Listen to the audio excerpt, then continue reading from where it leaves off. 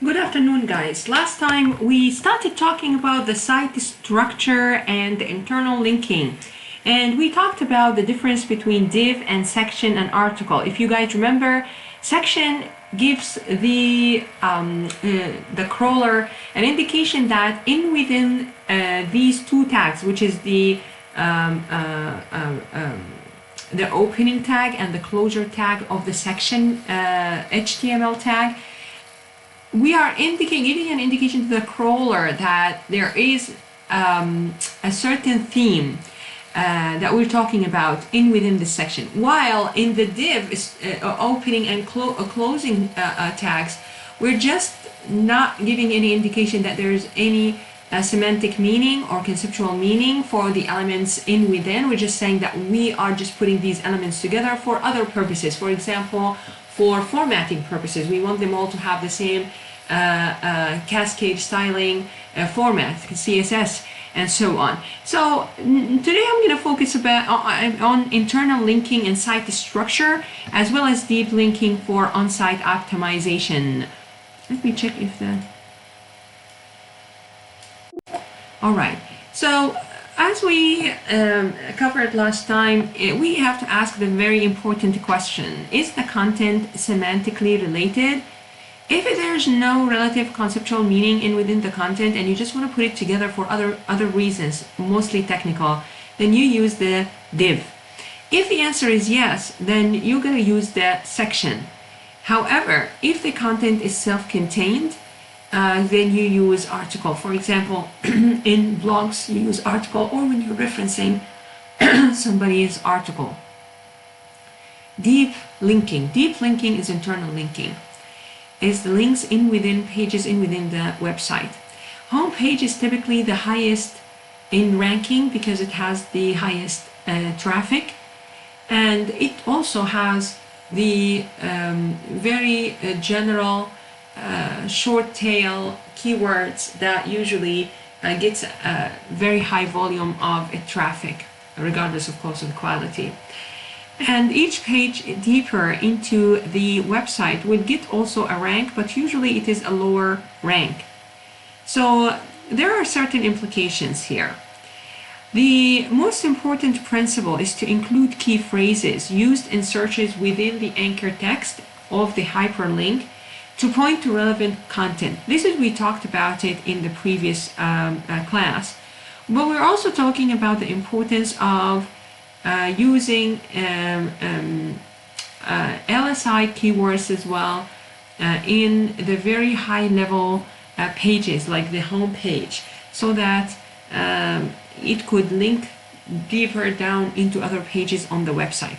So it's important to consider how you can increase the number of internal links to pages which you want to rank well.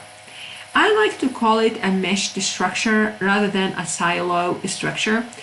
In a silo structure, they're just a meshed structure and silo structure supposedly in digital marketing have the same meaning, but with a meshed structure, I like it because then we can talk about how different pages could actually also on different jars. If we were going to put it's like jelly beans, I'm going to put all the green jelly beans in one jar, for example, all the pages related to a certain under certain category put in one jar, and so on and so on and so forth, and we have 4 different colors. The meshed structure is trying to finding ideas to connect different jelly beans to each other, but not on the same level only, but on a higher level. So we're going to talk about it in more details. Backlinking to internal pages other than the home page, also referred to as deep linking. So also external links coming into any other pages, backlinking to internal pages. This is also deep linking. So internal links here, there is a different URL structure that you could follow. You could have multiple layers of, you have the home page and you have like the big theme over here, as you can see, and then you have the first layer, which is the category layer, And then the second layer is the pages. As you can see, this is a flat hierarchy. Or you can have here a deep hierarchy or more of a vertical hierarchy where this theme is related to this theme, related to this theme, and so on. In the deep hierarchy, for example, you can imagine this being a jar that has like jelly beans of the same color, and this is the same thing, this is the same thing. The idea is how to connect these very low level pages, or at the very end, you know, the most detailed pages. These are pages that usually contain the long tail keywords, very specific pages. This is more general and talking about different categories. This is indeed the pages that has the long tail keywords, and you want to find ways. These long tail keywords are bringing you quality traffic that is interested in your site. We talked about this in the previous class. However, these pages, even though they are on top, and it's not necessarily they are getting quality traffic or even traffic at all, because it's very difficult to compete on the phrase plants, isn't it? It's very difficult to compete on this phrase plants. Yeah, so you compete on these, on the more detailed, very niche kind of long tail keywords, and find a way. Now this is the mesh structure. Find a way to connect these quality long tail keywords with the quality traffic. Find a way to link them back. You see, this is deep linking, back linking. Link them back to these on top. Linking back to these on top. So this is the art of creating a website that will have high quality traffic, because then the traffic, instead of the traffic coming from the top on the home page, usually this is the best scenario, and this is what we just talked about in the previous slide, right? But in reality, as a new blogger nowadays, especially if this kind of topic is well established on the internet, there are many bloggers blogging about it. It's very difficult for you to compete with their very well established sites. So you're getting in traffic, hopefully, but not as much traffic as they are getting, for example, because now everyone knows, for example, Moz, everyone knows Neil Patel's site and all that. It's very difficult for you really to compete on this general keywords that supposedly bring a lot of traffic, because the other traffic is going into the highly ranked other pages on the SERP, the pages that have been around for 10 years or more, the pages that are always evergreen, the pages that are very well established in terms of structure and all that. So the pages that are already well connected with other external sites, and many other external sites already know them and they connect back to them, but you're still new, so it's very difficult for you to compete on the same level from top down, I call it. This is my explanation of it, guys. From top down, it's very difficult for you to compete from the home all the way down. So what you need to do, lovely people, is to focus on starting with doing this whole thing, yeah, and it's going to take you a while, and your site will be like or your blog will not be very highly ranked. That's fine. But once you reach to your detailed layer over here, where you are aiming on a very narrowed niche kind of long tail keywords over here, what happens is you really focus on long tail keywords, these that bring you the quality traffic, as we discussed earlier, because people really want to know about about kale and nutrition and value in morning routine before the gym, something like, you got my point? So something like that, like a green juice before the gym, or protein intake, when and how to take it for exercise, or while in the gym, or while working out. This kind of very niche, kind of very long tail keywords that people want to look for the specifics. This is where you're getting your traffic as a new blogger. So instead of the top-down approach, you approach it from bottom up. So these that bring you traffic, hopefully people will click on your links here on the very nicely niched kind of pages, and then these links back up, links back up, links back up, links back up. You see that? So instead of coming here and then going down, and you as an audience visiting this and then going down, visiting this, going over here, visiting this, then visiting this, what you need to do is get the quality traffic that stick around with you for long, get them here, then over here, over there, over there, over there, and so on, from bottom up. All right, so internal linking. It is helpful to include the most important key phrases or short tail phrases that you want to target on the home page, or the second level on the site hierarchy. Over here on the home page, the second level of the site hierarchy, this is the short level keywords. And pages that feature in the main or second row navigation, you can, these are the text link menus referring to the keyword, these menus should be using key phrases in the anchor text are the best. Meaning, how do you want your blog to be structured as a theme, as an interface? So have text links, not image links, text links, menus. So have a menu, a side menu, yeah, that has in their text link, in their anchor link, has key phrases in the anchor text. These are the best, are more likely to rank highly than pages deeper in the site that don't have any internal backlinks because they are not in the menu. Yeah, so quite interesting how here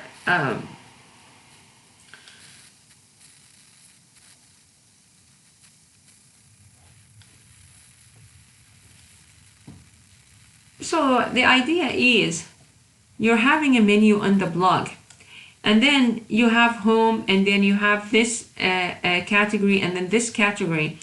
And then usually in your site structure, you have a drop-down menu for each category, and under this you have different pages. So in principle, the very the displayed anchor links on the page will be these categories, and under this displayed text of these categories, there will be a drop-down menu or a second menu that features the more detailed pages. You need to review whether there are pages deeper within the site, which feature products or services that are important and which you need to rank for.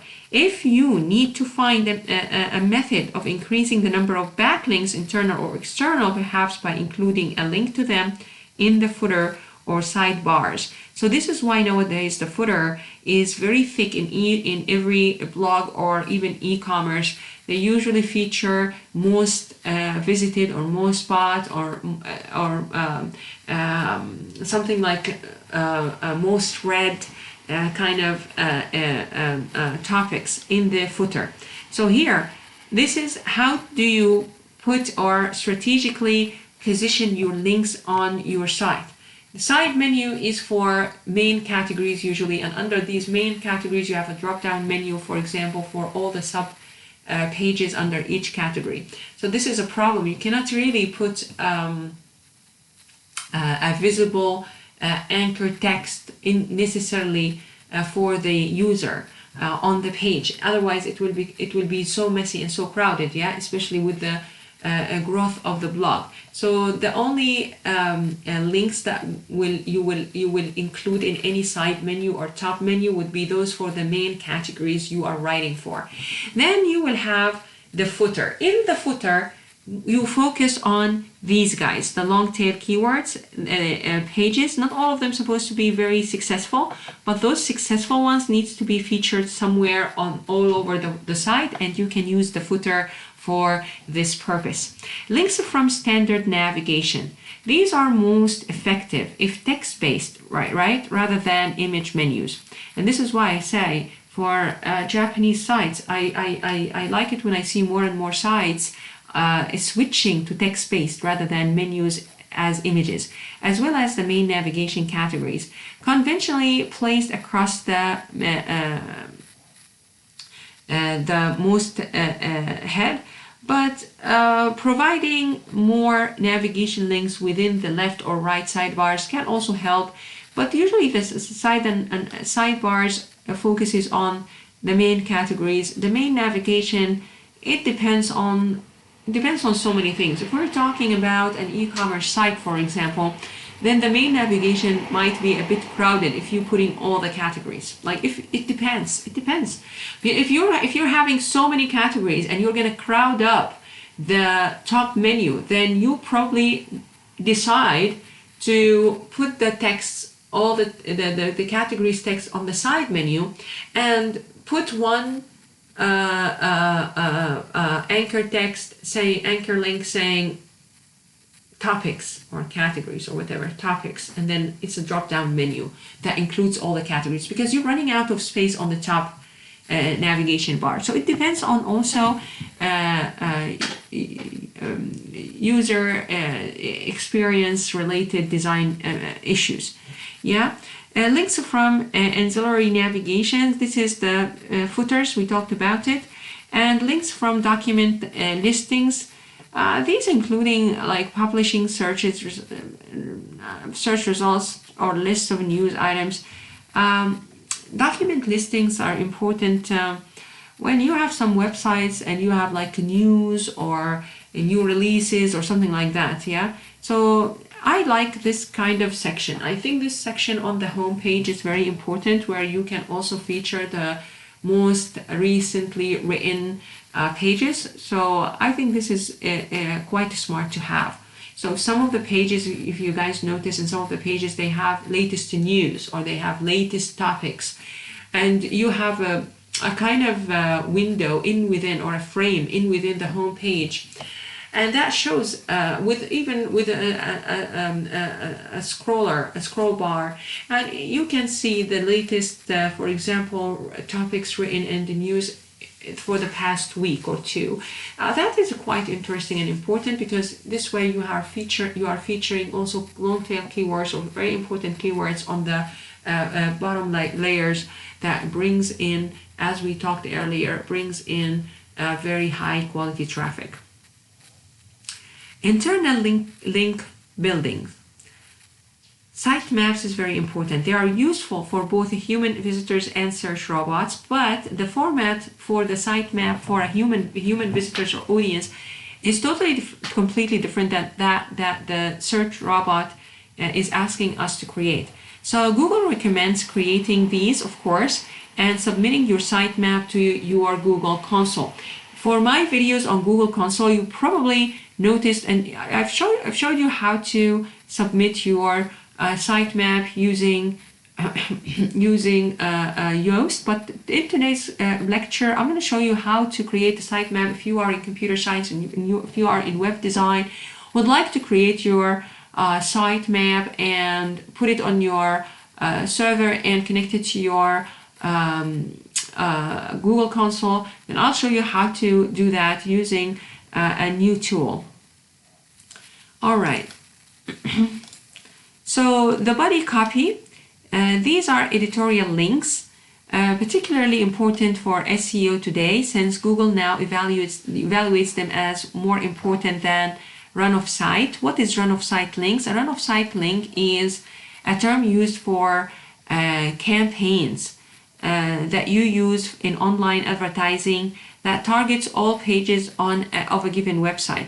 So they try to link back, or they try to find websites to link back to your site so that you on different pages on your site. So this can be a good idea, of course, when the campaign is of interest to a broad audience, or when all the pages of your website are relevant to the advertisement. But if they put advertisements that you have so many different categories, your site is not really so much of a niche, and the advertisement is bringing traffic to all the site in general, that might be a bit tricky. But honestly speaking, I need to search more into this. You know why, guys? Because nowadays display advertisements, in fact, have widgets, and these widgets are very smart. They could customize the display advertisement in such a way that it depends on where they are placed. They could send the traffic for certain parts of your website. So let me check this out and talk to you about it in the next class. Let me write a note on that. In fact, yeah. In fact, I think I'm sure that there are widgets in widgets that bring in or pull out some real life data even. This is how strong widgets are. They bring in real life data into the display advertisement. So I'm gonna check the run of site. I believe the run of site ads nowadays, display ads have widgets and they can in fact be more customized. So as you may know, guys, this kind of content I got it also from a book, and I personally feel with digital marketing it's very difficult to base my lectures only on books, especially that this book probably written 3 years ago now. So now it is there's new information, there's new things updates. So I'm gonna check this out. So please be patient with me. So image links, of course, they are discussed in the previous section. The silo structure, what is a silo structure? This, if I want to actually create a very nice slide for a silo structure, I'm gonna start putting lines and links up, pointing up. So this is what's missing in this illustration. For example, if this is a very important page, then I'm gonna highlight this page, probably circle it with a circle, and then start looking up ways in my website to link up to other relevant upper layer kind of pages on my site. With the flat structure, there's no way that you can get a silo structure. You could, I'm sorry, a meshed. I don't like really the word silo structure. I like the word meshed. You can get a meshed structure by linking horizontally also. So don't think because you have a flat structure, that's it. No, you can actually link horizontally. So this may be linked to this and also linked to this. And likewise, this could be linked to many other pages horizontally. So this slide indeed is missing a little bit of intervention from my side to add errors throughout the pages. But I hope that I was able to bring a very clear explanation on that.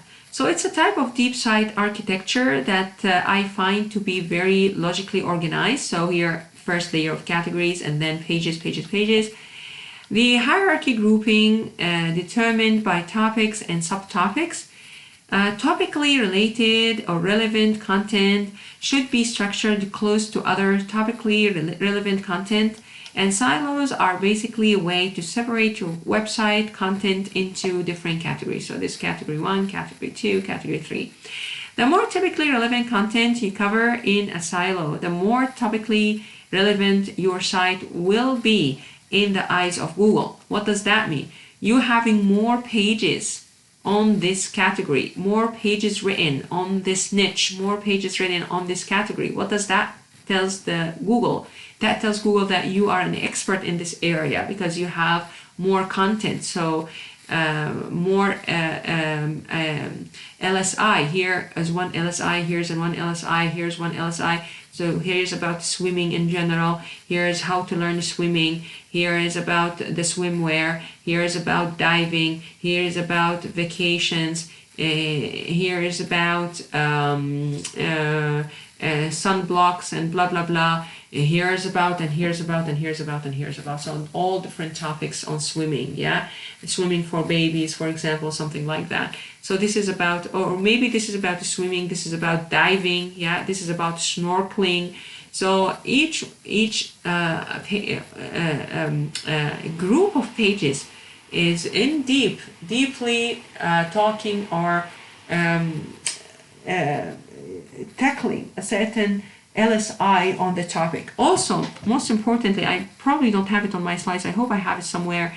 Talking about the length of the page. Back in the time, whatever length was okay with Google. Nowadays, no, the length does matter. Google doesn't want to see, because people started understanding this, so started fooling the search engine and having like so many different topics. But the length of the article is so short. I forgot about the specific numbers of the length of the article, but honestly, if nowadays everyone is using Yoast, a plugin, or any plugin for digital marketing. So I'm going to look it up and see the length of the article. And if you're using a plugin, and you should be using a plugin if you're a blogger, then the plugin will tell you if the length is all right for, if it's a good plugin, it will tell you, of course, the appropriate size and length of the article. I am more into e-commerce, but that doesn't mean I don't know anything about blogging, but I just forgot the details really. But the idea is there. So if you are into blogging, please check with your plugin or with your blog, or like Yoast plugin or something, or check with Moz. Moz has all the information you need, and it is very reliable and uses Google as its reference. Now let's talk about here. I would like you to watch this video. This person is trying to give you another example of what a silo structure is. As you can see, he's showing you, here's the different categories of my site, for example.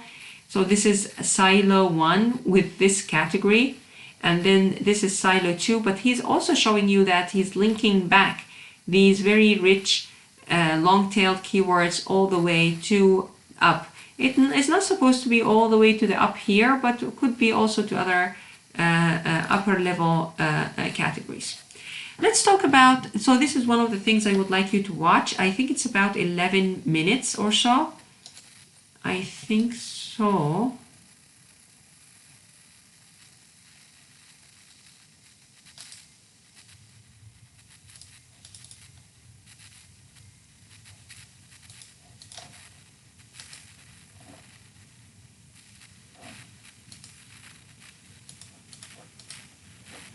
Okay.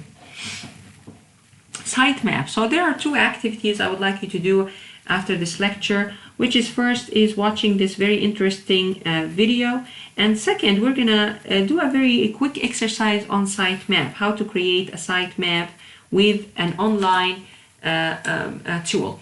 So what is a sitemap? A sitemap is a model of your website's content designed to help both users and search engines navigate your site. If you are into blogging, I'm sure you have a little notebook that you have scratches, or actually nowadays there are even tools that shows you visually the structure of your site, so you can see it as you can see here on this slide. So you can take a look, and then you can find ways to link back to other upper level pages on in your silos, or other pages on your silos. Okay. So what is one more thing that I wanted to talk about? I haven't really covered very clearly. I have here the question mark for a reason, actually. So when you're linking back, I probably talked about linking back across silos, which could be a possibility, but you should be focusing with the meshed structure on linking back in within the silo. So this is as a whole, like a jelly beans kind of jar. This is called a silo. Jelly beans jar, this is a silo, if you want to think of it this way. Probably even I'm going to create my own, in fact, visuals where I have different colors. So this is the red silo, this is the blue silo, this is the green silo, meaning these are all topics that have LSI keywords related to each other for this category or for this topic. And then you need to focus intensifying linking back to the top from the bottom in within the silo. But that doesn't mean you don't link back from one silo to another. Yeah? So probably you can just mention something about before learning diving, you probably need to learn how to swim. So, or know more about the swimming, and then you can connect here. But we're talking about how Google rate you for certain topics. If Google gonna rate you high for swimming, and then rate you high for diving, rate you high for snorkeling, then it will rate you high for swimming because you have so many pages deep in swimming, and they are also connected to one another from bottom-up approach. It will rank you really high for diving because of the same reason. Rank you really high for snorkeling because of the length of the pages and the depth of the number of pages on that topic. Yeah, and then that doesn't mean you cannot link from one silo to another. Yeah. Okay, but for high rankings on a certain topic on Google, your links from across silos will not make a sense, really. Yeah. Over here, the flat structure. With the flat structure, you have one topic, then you will have to link horizontally. Yeah. But with this flat structure, you don't have so many categories and you don't have any niches. So then you will have to link horizontally in this case. Well, this is the best practice, to have something like this depth in the details of the topic and linking up within a certain silo. So I'm probably doing something similar to his, different silos with different colors, and then showing how you can link back. So a sitemap is basically telling me how this is connected to this, and then to this, to this, to this, to this, and so on. Actually, it is all about the number of pages, the pages under each main category. Not necessarily who's linked to whose. No, it doesn't necessarily show who's linked to whose. Which page is linked to which. It's just going to show you the hierarchy list of pages within the links organized by topic. Yeah. So as a digital marketing officer, it's a good practice that you create your own sitemap. So one for display on your site for your website visitors. So this is supposed to be on your site, and another is in XML format. In XML, it's another high language. It's meta language. It is the second. It's a higher level generation of HTML, or been introduced after HTML, XML. And XML is very important for crawlers because it's a totally meta-based kind of language. So it's talking with the crawler basically. Because you can add useful tags into the XML, like the priority tag. This is very important tag. So this signals the priority, like the importance of the page. And then this also signals to the crawler that I need to first crawl the high important pages, because as I told you earlier in my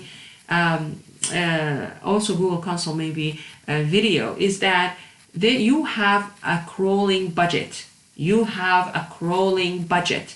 So the crawler doesn't have all day for you only. They are servicing other pages. So you have a crawling budget, and if you want the crawler to index the most important pages first, so you better use an XML sitemap that has a priority tag to it. I don't think Yoast has a priority tag to its sitemap, unfortunately. So this is a shortcoming of, or a downside of using Yoast for a sitemap. But if you have very limited knowledge of digital marketing, or you just learned it on your own, you probably won't know what we are taking now and talking about in class right now. So you need to create an XML sitemap for the crawler. It should follow protocol 0.9, and it should begin with an opening tag and a closing tag. Specify the namespace of protocol here, and it should have an XML tag URL and the child entry and for each parent, so the hierarchy basically, and the UTF-8 encoding. We all talked about the UTF-8 encoding. I told you don't need to really know too much about it, but this is basically for a crawler. This is the UTF-8 encoding, is the language that the crawler can read. So this is not in the quiz. You don't have to really memorize all this, but at least when you see protocol 0.9, you know that this is for the sitemap. UTF-8 encoding, now you know that this thing is something for digital marketing for the crawler. This is the most that you need to know about. Then you must verify that your XML sitemap with with Google Webmaster Tool. Back in the time we used to call it Webmaster. Now it's called Google Console. All right, let's take a look. If your sitemap directs the bots to thousands of low-quality pages, search engines interpret these pages as a sign that your site is probably not what visitors will want to visit. So indeed, you need to direct the bots to the most important pages on your site. Ideally, these are the pages that are highly optimized. You know that you have very good content. They have multimedia, because we talked about how a page that has an image is not as good as a page that has an image and a video, and not as good as a page that has image, video, and other multimedia. Animation or whatnot. So have lots of unique content, and also prompt user engagement through comments and reviews, and don't include the no index URLs in your sitemap. This is a very interesting part and a very interesting point. Do not include the no index URLs in your sitemap. You don't want the crawler to crawl these, so why are you including them in the sitemap? Waste of time, right? So now let's talk about the priority. This will give engines page priority and thus crawl priority. You can add a tag on your XML sitemap saying which pages are the most important for the bot, and thus the bot will focus first on them based on their priority. Priority is like a number. It's like a percentage. It's like a decimal number from 0 to 1, and not 0. It's greater than 0, because if it's 0, it shouldn't be there. A little bit greater than 0 and to 1. So 1 is the highest priority. 0.8 is higher than 0.5, then 0.3, and so on. So give temporal information, which is like time information, which is last modified. So you can also include the two other optional tags that will pass extra data to search engines, which is the last modified.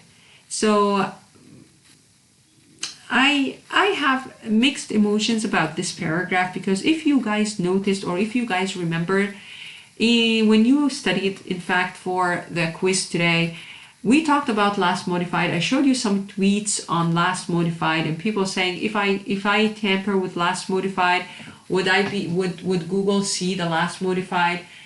I mean, you can now, if you're using Google Console, you can easily ask, and I showed you on the video, on my flip video for Google Console, how to request to be indexed again, or to be crawled again, to be revisited again by the crawler. Yeah, I showed you how to do that. So last modified really is probably should be something Google doesn't really look into it unless you don't have a priority. If you don't have a priority tag, for example, you are creating your sitemap with Yoast, then if you modify pages, and this is why you want the crawler to visit them, right? So you want the crawler to recrawl or revisit your site because you made significant changes, not changes to font and to color, changes like you created new pages, you refreshed or freshened up the content on certain pages on your blog. In this case, last modified will be considered more than priority in crawling the pages. So this is an example for an XML page link, URL closure, location closure. Here's the URL of that page. This is the home page, obviously. Last modified, this is the last modified here. I think this is our university website really. And the priority, of course, is 1 for the home page. How do we create an XML sitemap? Would like you to use this XML sitemap. I don't know why all my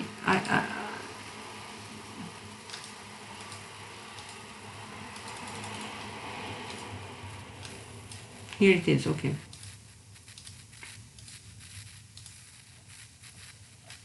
This is an XML sitemaps.com.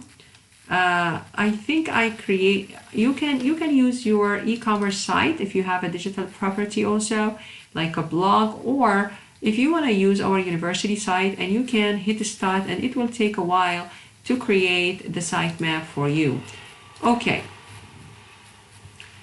How do you submit your source code for your sitemap? No, you don't submit the source code. In fact, you submit just the link. So you need to verify first with the Google Console. Okay, so here's the results completed. View the sitemap details.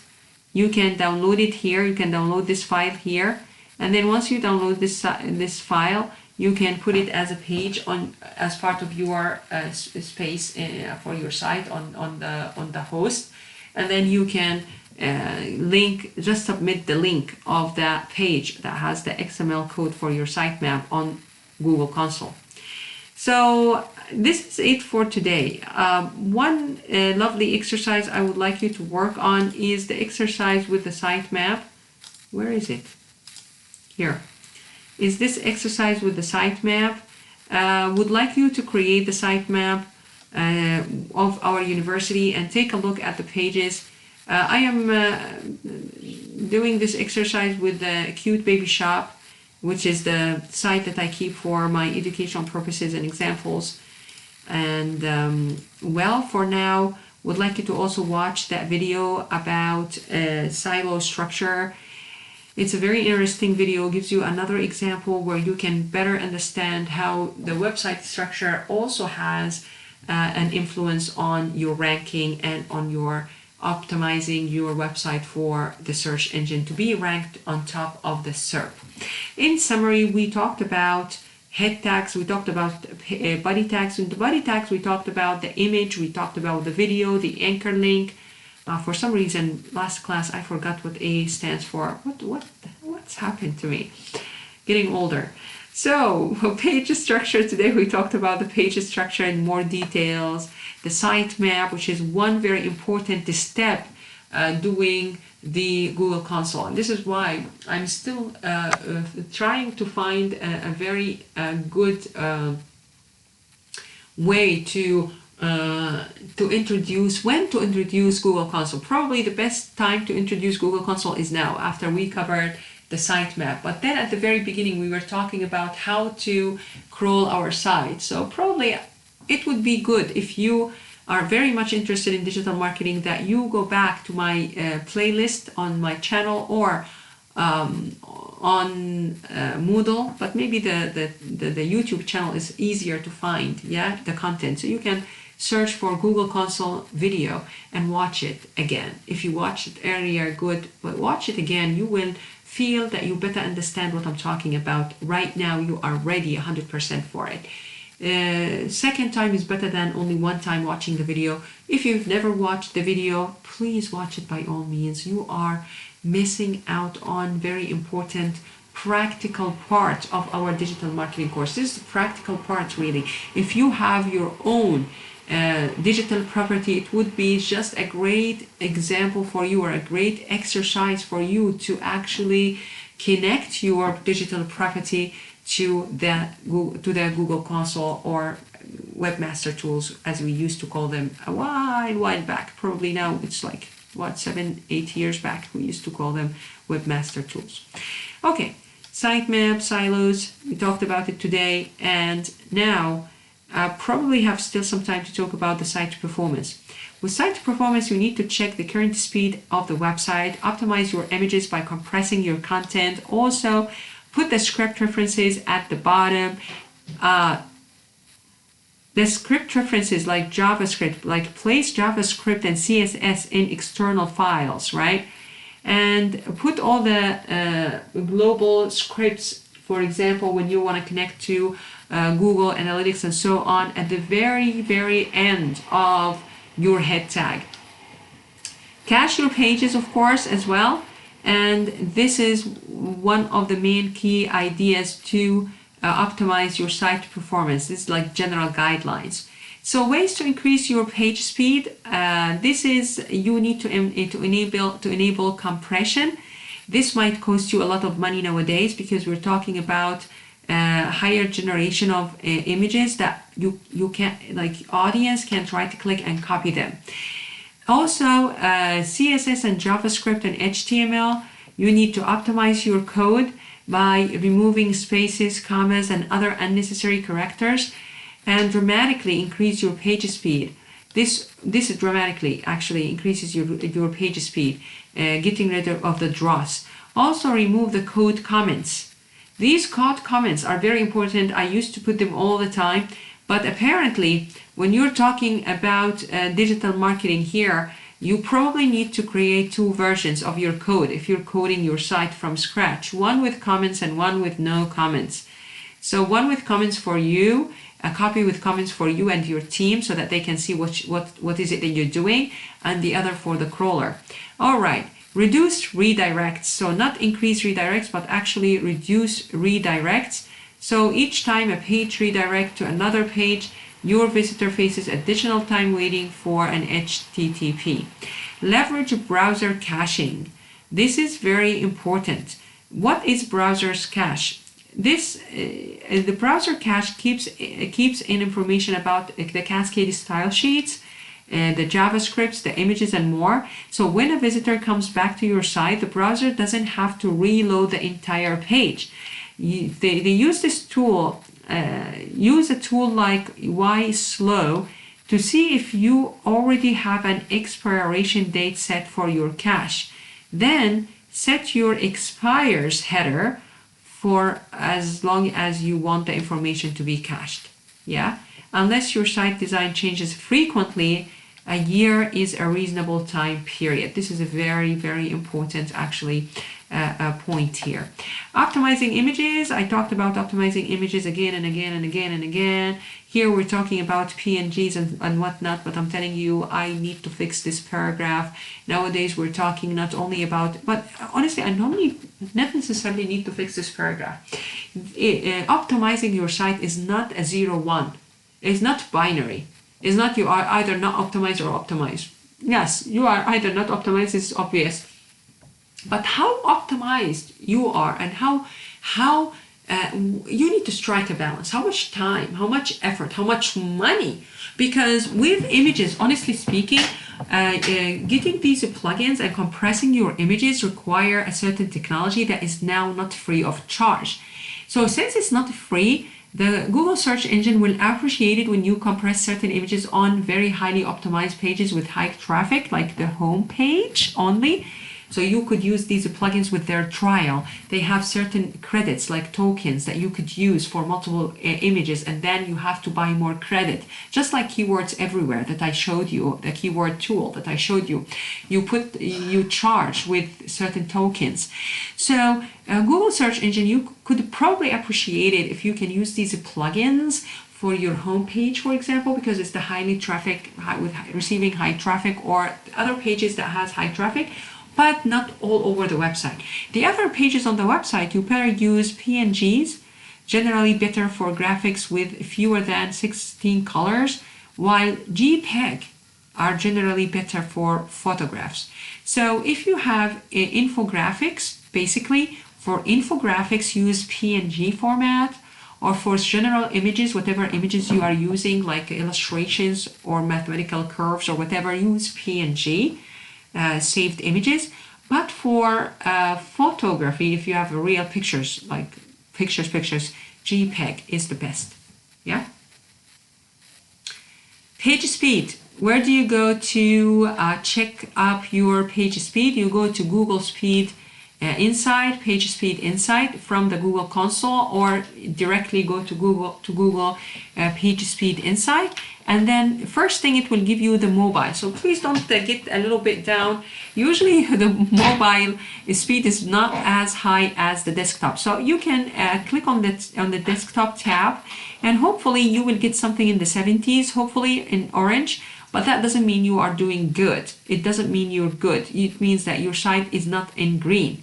Green is the best, is like top notch. Something around 75 and above is so all right if you are a beginner, but you should aim, if you're a very good business, if you're earning good money, this means you should probably concurrently you should be somewhere here. All right, so it gives you what's up with you.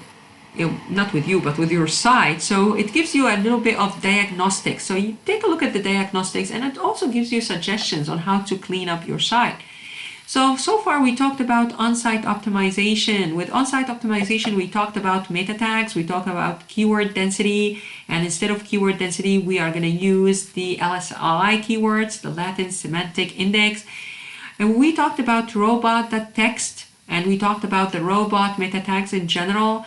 We talked about these error pages and how we don't need to do the redirects, but actually reformat, redesign these pages in such a way that it has commonly asked questions or other links to other pages so that the user won't opt out from the whole website altogether. Then we talked about the sitemap, we talked about the internal link and anchor text. We talked about canonical URLs as well as title tag for links and description tags and all that. We talked about the site performance just now and the silo structure. Congratulations! You covered all these topics with me, and this is, I think I got this from Moz. So basically you are now set to go. You know most, if not all, actually, the topics under on-site optimization. Very good. Congratulations. I'll see you next class when we start talking about off-site optimization, but we're not going to cover social bookmarking or social media related topics because we have a social media class course, a standalone course for Professor Tan. So it doesn't make sense that I cross over his territory. This is his specialization, so he's going to tell you more and more details about this off-site optimization with social media. Thank you so much, guys, for today. This is the summary for what we just covered with the whole thing. Talked about the title tags, meta descriptions, the headings, the alternative text for the images, the robot tags, the canonical tags. We talked about the site structure, we talked about the body tags, and all this is an SEO checklist for you. So include your keywords in your URL, the most important ones, of course. Use short URLs, front load your keywords in your title tag. So very important in the title tag and on the first paragraph also of your blog. Embed title tag modifiers. Use your keywords once in the first 150 words. So this is very important at the very first paragraph, as I just said. Use your keywords in header 1, header 2, or header 3. Not the same keyword again and again, but your very important keywords in the headers. And optimize images, and also do not skip a header. So keep the order going, yeah? We talked about this in the first week in HTML, not to skip a header. Optimize images, use synonyms, do not use synonyms, but use synonyms. No. I didn't say do not use synonyms. Use synonyms, but up to, I think, less than 3%. Other than higher than 3%, or even actually stick to 1.5 to 2%, in fact, to be safe. So stick to 1.5 to 2% of keyword density, which is keyword density is using your main keyword and its synonyms. Keep it up to 1.5 to 2% of your text, even though I think in my slides I mentioned 3%, but for keyword density I'd rather actually do it as the safe way by keeping it as low as possible, 1.5 to 2%